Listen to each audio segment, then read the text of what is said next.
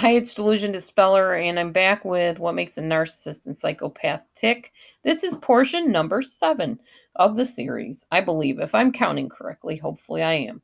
What about therapy for psychopaths and narcissists? Well, psychopaths, I don't think there's any hope for them whatsoever in therapy or otherwise. There are just some people that were born plain evil, okay? Or chose to live their lives evilly. Hitler, Stalin, people like that. Think about it. There are just some people that are evil.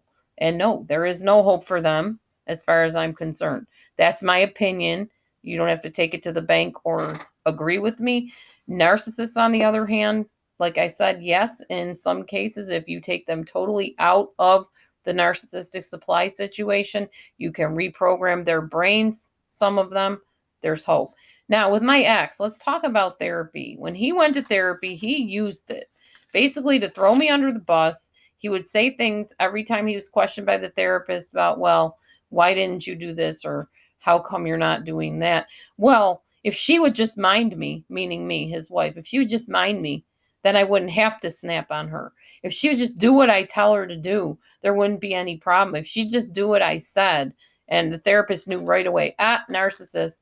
So they can definitely lose their license if they go behind somebody's back and diagnose them to another person or talk about their treatment to another person. But we had the counseling session for a couple hours in front of her ourselves as a couple. She called me privately on the phone and said, I got news for you.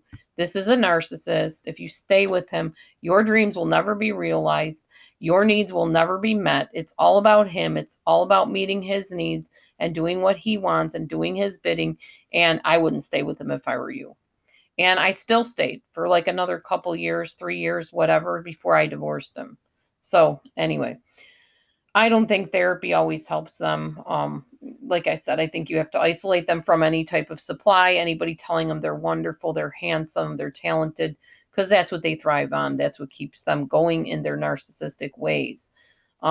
They lie a lot. They project on you. What they're guilty of, they will accuse you of it. In the case of my marriage, my first marriage, he wasn't so much a liar, but he did project on me a lot. And his friends knew all the time, and his family, that something was not quite right with him from the beginning. I did not heed those warning signs. I married him anyways, even after a pastor told me, do not marry him. I do not feel the two of you should hook up. This is not a healthy union. I said the heck with the pastor and married him anyway. So that's my fault. And I got what I deserved, I suppose you could say. So we'll see you on number 8.